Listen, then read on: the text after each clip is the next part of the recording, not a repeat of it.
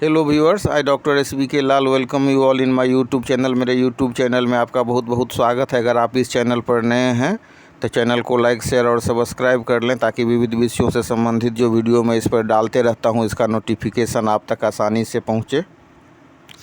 आज हम भारत के अत्यंत दिव्य संत हनुमान जी के अवतार माने जाने वाले और सबके प्रति कल्याणमय भाव रखने वाले, जिनके हृदय में सच्चिदानंद स्वरूप भगवान श्री राम विराजमान हैं, जो भगवान श्री राम के अनन्य भक्त थे, जिनकी राम में बहुत प्रीति रही है और हमेशा ही लोगों, पशु पक्षी, जगत, पर्यावरण सबके प्रति जिनका प्रेम भाव था, जिनके आश्रम में हमेशा कोई वैसे लौट करके नहीं गया, खाली हाथ नहीं लौट गया। जो चमत्कारी बाबा, हांडी वाले बाबा, तिकोनिया वाले बाबा, तलैया बाबा के नाम से जाने जाते हैं और न जाने कितने नाम हैं उनके। तो सबसे पहले मैं महाराज जी को प्रणाम करता हूँ कि मैं हिम्मत कर रहा हूँ उनके जीवन चरित्र का बखान करने का। उनके शक्ति से, उनके प्रेरणा ही से यह प्रयास हो रहा है। तो आइए शुरू करते हैं कि सबसे पहले हम लोग ये जानें कि फिरोजाबाद यूपी में अवस्थित है। वहीं पर फिरोजाबाद ज़िला में अकबरपुर नामक जगह पर 1900 ईस्वी में हिरन गांव से 500 मीटर दूर जो इनका प्रादुर्भाव हुआ, ये अवतरित हुए।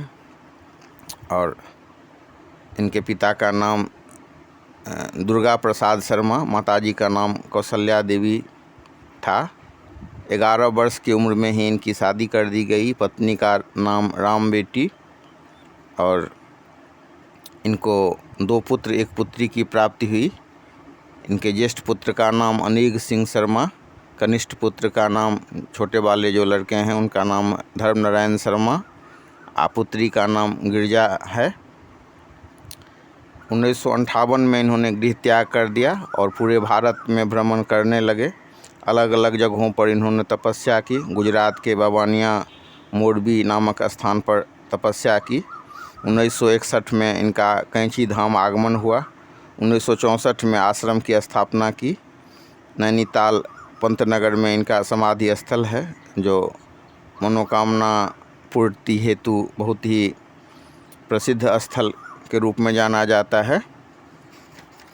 तो अत्यंत ही पावन है इनका ध्यान, इनका स्वरूप। आज भी लोग विपत्ति में पड़ते हैं तो इनके शरण में जाते हैं, इनका ध्यान करते हैं और महाराज जी उनको विपत्ति से उबार लेते हैं। वो कहा करते थे कि हनुमान जी का जो स्वरूप है वो हनुमान चालीसा में है। तो हनुमान चालीसा के पाठ से आप कैसे भी विपत्ति से उबर सकते हैं। उसमें कहा भी गया है कि संकट कटे मिटे सब पीरा, जो सुमरे हनुमत बल वीरा। तो हनुमान जी अष्ट सिद्धि और नवनिधि के दाता हैं हनुमान जी। तो जिनका जो चालीसा है उसके पाठ करने से कोई भी ऐसा आदमी नहीं मिला जिसने श्रद्धापूर्वक पाठ किया हो और उसको लाभ नहीं मिला हो। तो उन्हीं के प्रेरणा से उनके चालीसा का पाठ करता है। तो जो महाराज जी थे वो जब भाव विह्वल हो जाते थे तो उनके मुंह से आप राम राम राम राम राम राम राम राम की ध्वनि सुनते और वो लोगों को हनुमान चालीसा का पाठ करने के लिए कहते थे। बहुत लंबा चौड़ा भाषण कभी नहीं दिए, लेकिन जो बतलाते थे वो सार तत्व बतलाते थे। सबका के सेवा करने को कहते थे। हर एक जो महिला है उसमें मातृभाव को देखने के लिए कहते थे। मातृवत परदारेषु परद्रव्येषु लुष्टवत आत्मवत सर्वभूतेषु यह पश्यति सह पंडितः में इनका भाव था। तो इन्होंने अपना जो विरासत है आश्रम को देखने के लिए सिद्धि माँ को सौंप दिया और 92 साल की अवस्था में 28 दिसंबर 2017 को नैनीताल के मल्ली ताल प्रसादा भवन में सिद्धि माँ का महाप्रयाण हो गया। इन पर किताब भी लिखे हैं बहुत ही जो बड़े नेता हुए जतिन प्रसाद की बुआ हैं जया प्रसाद, उनके द्वारा लिखी गई है किताब the Siddhi Maa the story of Neem Karoli Baba's spiritual legacy. तो बाबा कहा करते थे कि माँ जहाँ भी तू रहेगी वहीं मंगल हो जाएगा। तो इस तरह से सबके प्रति प्रेम भाव, करुणा भाव, दया भाव रखने वाले जो हमारे ये नीम करोली बाबा हैं, जिनका ध्यान, जिनका स्मरण साक्षात फलदायी है, जिसके प्रेरणा से हनुमान जी के चरित्र के तरफ भगवान श्री राम जी के चरण कमल में भक्ति मिलती है और भक्ति का वरदान मिलता है, प्रेरणा मिलती है। तो इनके बारे में जानना, इनका जो लीला है उसके बारे में जानना बहुत ही सुखद है। बाबा को हनुमान का अवतार माना जाता है। स्टीव जॉब्स हों या जुकरबर्ग या जूलिया रॉबर्ट हॉलीवुड की एक्ट्रेस हों या बहुत सारे ऐसे अमेरिकी और यूरोपीय देशों के भक्त आपको अभी भी जो नीम करोली बाबा का जो आश्रम है नैनीताल में, जो कैंची धाम है, वहाँ मिल जाएंगे। खास करके अमेरिका से तो बहुत लोग आते हैं यहाँ पर। लेकिन विलक्षण बात यह है कि लोग इन्हें हनुमान जी का अवतार मानते हैं, पर इन्होंने कभी अपने आप को भगवान घोषित नहीं किया। सामान्य सा जिंदगी जीते रहे, कभी कोई लालच, कोई भावना, कोई इनके मन में कोई ऐसी बात नहीं थी। लोगों की सेवा करते रहे, लोगों का उद्धार करते रहे, लोगों को कष्ट से मुक्ति देते रहे। जब इन्होंने देखा कि कैसे जो चेचक फैला है, तो उन्होंने एक जो अमेरिकी थे उनको प्रेरित किया कि आप जो इसके लिए काम कीजिए, WHO में साइंटिस्ट बनिए। और उन्होंने एक हिंदू नाम भी दिया था उनका। वो जो ऐसे महान साइंटिस्ट थे लैरी ब्रिलियंट, तो उन्होंने सुब्रमण्यम का नाम दिया और उनके पत्नी को गिरिजा नाम दिया था। आज उनके द्वारा सेवा फाउंडेशन चलाया जा रहा है, जिसमें कि जो अंधे लोग हैं उनके कल्याण के लिए काम किया जा रहा है। तो ऐसे थे हमारे बाबा, जो हमेशा दूसरे के लिए भलाई और अपने लिए हमेशा रामचरण में अनुराग रखते थे।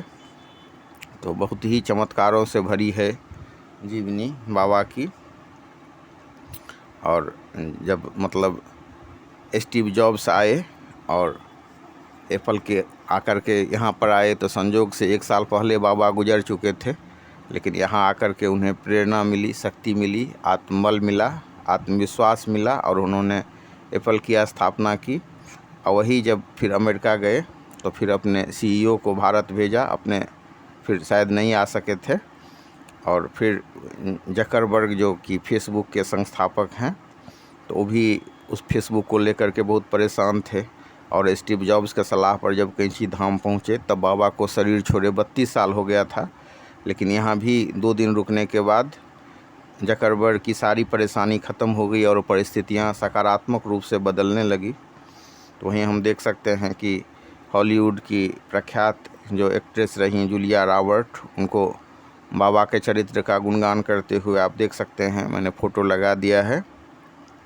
और हम भारतीयों में तो कोई भी मतलब आप देख सकते हैं, चाहे राजनेता हों, व्यापारी हों या वैज्ञानिक हों, किसी भी वर्ग से लोग आते थे बाबा का आशीर्वाद लेने के लिए। और बाबा किसी को निराश नहीं कर सकते थे। चाहे जो भारतीय राजनेताओं में पंडित गोविंद वल्लभ पंत हो, नरेंद्र दत्त तिवारी हों या चौधरी चरण सिंह हों, सबको उन्होंने आशीर्वाद दिया था। तब कोई चर्चा नहीं थी कि चौधरी चरण सिंह प्रधानमंत्री बनेंगे, लेकिन बाबा की कृपा हुई और प्रधानमंत्री बने। तो सब, कोई रंग रूप, जाति, लिंग, धर्म, कोई भेदभाव नहीं, समस्त मानवता और समस्त जगत के उद्धारकर्ता हैं बाबा। तो 1900 के आसपास यूपी के अकबरपुर गांव में जन्म लेने वाले बाबा ने 1973 में 11 सितंबर को इन्होंने अपना देह छोड़ा था। और उनकी इच्छा थी कि वृंदावन में उनका अंतिम संस्कार हो। तो फिर कहानी है इनके, अलग अलग लीला को आप अलग अलग मतलब YouTube चैनल में देख सकते हैं, गूगल सर्च कर सकते हैं। ये सबसे अभी भी जो जहाँ प्रतिवर्ष लाखों लोग आते हैं कैंची धाम में, तो उसके बारे में भी थोड़ी सी चर्चा बहुत ही आनंददायी मतलब होगी। 1940 के आसपास उत्तराखंड के भवाली के आसपास वो पहुँचे और जो तिवारी हैं उनको उन्होंने पूर्णानंद तिवारी, जिनको लोग मतलब पूरन के नाम से जानते हैं, या यूँ समझ लीजिए कि बाबा ही ने उनको पूरन करके आवाज़ दिया था। पहुँचे बाबा भवाली के पास और उनको आवाज़ दिया था, ए पूरन, ए पूरन।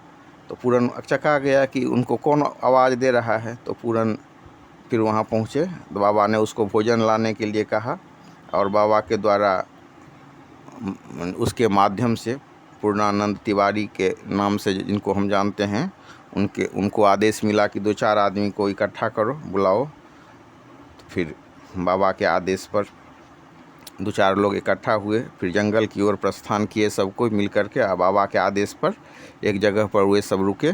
वहाँ एक जो कुछ पत्थर उत्थर था हटा करके बाबा ने कहा कि यहाँ देखो, यहाँ गुफा है। लेकिन आश्चर्य, किसी को उस गुफा के बारे में कोई जानकारी नहीं थी। फिर जब सब लोग पहुँचते हैं तो गुफा में हवन कुंड देखते हैं, धुनी, चिमटा ये सब मिलता है।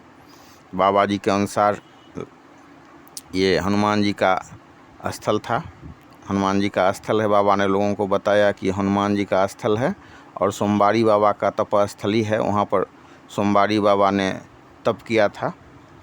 फिर बाबा के आदेश पर नदी के जल से उस स्थान का शुद्धिकरण होता है। फिर हनुमान जी की स्थापना होती है। तो यहीं पर कैंची धाम की स्थापना हुई और दुनिया भर से भक्त का यहाँ पर आगमन होता है। अनेक चमत्कार हैं बाबा के कि कैसे बाबा ने, जो ये हम जानते हैं कि बांग्लादेश के जो बंगबंधु थे शेख मुजीबुर रहमान, तो उस समय में पाकिस्तान के जेल में बंद थे। तो बाबा का जो चल रहा था, वहाँ लोग बाबा के दर्शन करने के लिए दिल्ली के बिरला मंदिर में लोग पहुँच रहे थे। तो वहीं पर इनको भी प्रेरणा हुई, तो वो बाबा के दर्शन करने के लिए गए। तो वहाँ बाबा ने कहा कि तुम्हारा भाई छूटेगा और देश का शासक बनेगा, राष्ट्राध्यक्ष बनेगा। तुम व्यर्थ समय बर्बाद नहीं करो, जाओ भाई के स्वागत की तैयारी करो। तो फिर ऐसा ही हुआ।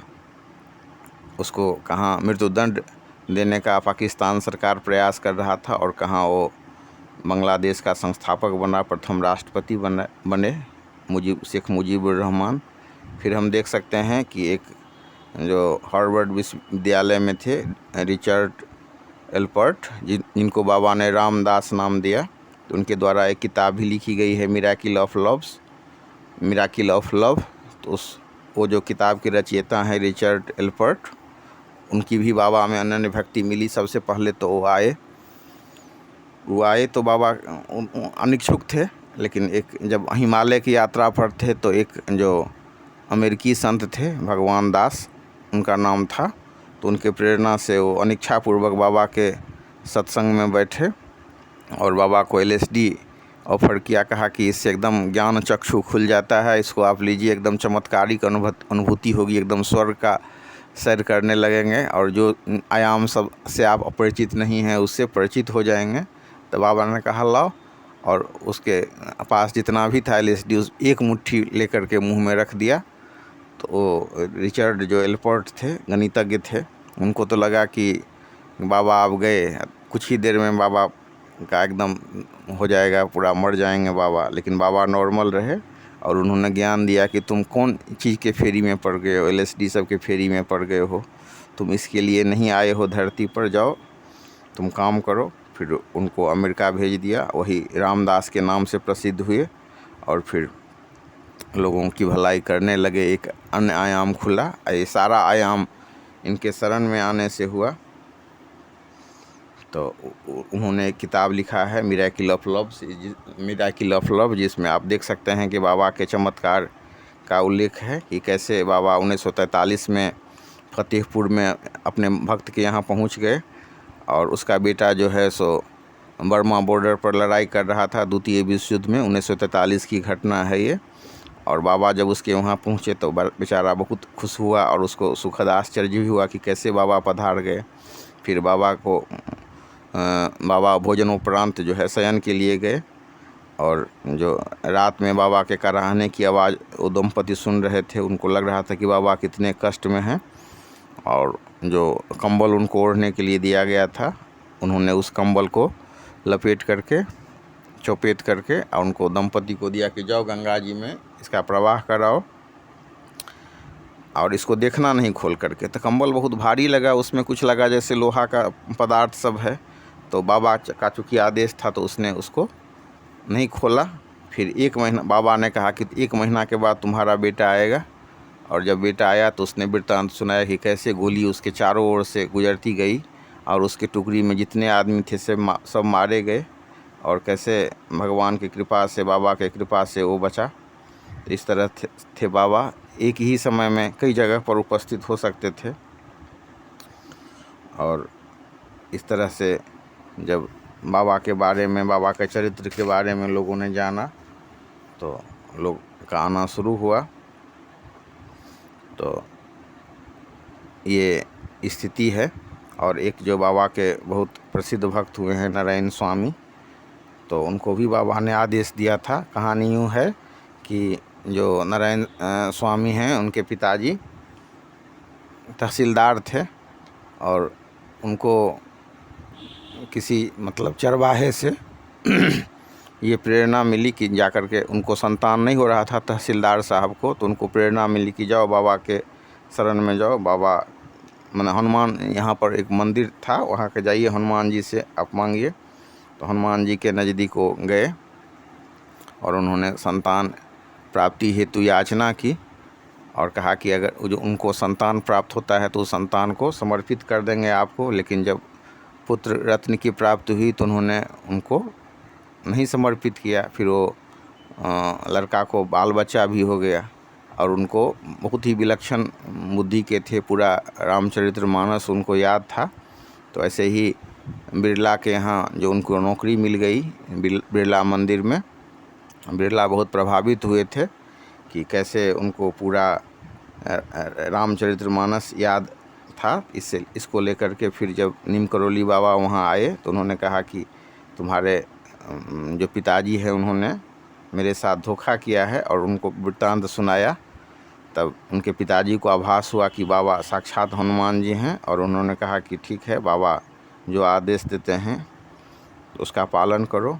तो बाबा ने कहा कि तुम जाओ छतरपुर, वहाँ पर महरौली में मंदिर की वहाँ है, वहाँ मंदिर, वहाँ पर तुम उसका उद्धार करो मंदिर का, वहाँ सेवा करो, तपस्या करो। और उनके जो परिवार सबका भरण पोषण, वो बिरला मंदिर में आ गए थे, उनका परिवार आ गया था, तो भरण पोषण की चिंता नहीं रही थी।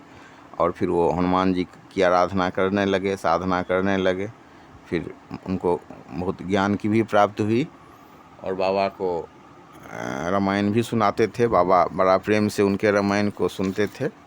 और ऐसा आप देखेंगे उपाख्यान में कि जब बाबा शरीर में नहीं थे उस समय में भी ये जो नारायण स्वामी हैं, नारायण बाबा हैं, उनको रामचरितमानस पढ़ करके सुनाते थे।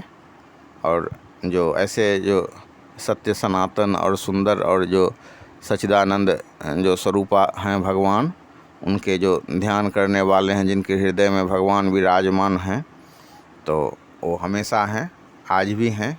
अब हालांकि देह छोड़े, आप देख सकते हैं कि 11 सितंबर 1973 में डायबिटिक कोमा के कारण उन्होंने शरीर छोड़ा था। तो शरीर छोड़ना तो एक बीमारी का बहाना हुआ। डॉक्टर ने बहुत कोशिश की, सब सलाइन, ऑक्सीजन सब को नोच नाच करके बाबा फेंक दिए। और उन्होंने कहा कि मतलब उनका ये वो अब देह छोड़ेंगे, इसका उनको आभास हो गया था।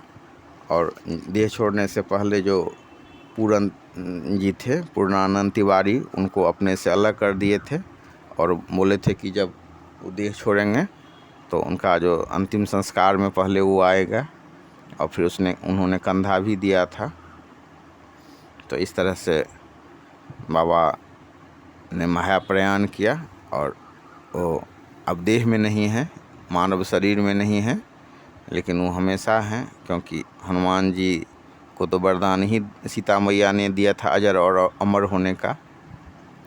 और जैसे हनुमान जी अष्ट सिद्धि नवनिधि के दाता हैं, तो उसी तरह से बाबा भी अष्टसिद्धि नवनिधि के दाता हैं, क्योंकि बाबा ने तो नहीं कहा था, अपने आप को कभी अवतार घोषित नहीं किया, लेकिन अनेक घटनाओं को जब लोग कोरिलेट करते हैं, अनेक घटनाओं के बारे में लोग जब माने उपाख्यान में आप देखेंगे तो आपको लगेगा कि बाबा अवतार हैं और बाबा ने कईयों का कल्याण किया। जो भी बाबा के शरण में गए, आज भी अगर आप घोर विपत्ति में हों तो आप बाबा को ध्यान कर सकते हैं, बाबा को अर्पित कर सकते हैं। बहुत प्यार से लोग उनको महाराज जी कहते हैं। तो ऐसे हैं हमारे नीम करोली बाबा, जिनके सानिध्य में जो ये प्रख्यात जो ये गणितज्ञ थे LSD वाले रिचर्ड अल्बर्ट, तो रामदास बने और उनके फिर अनन्य भक्त बने। फिर जुकरबर्ग के द्वारा जो इधर प्रधानमंत्री मोदी जब गए थे अमेरिका, तो जुकरबर्ग ने बताया उनको नीम करोली बाबा के बारे में। तो इनको नीम करोली या नीम करोली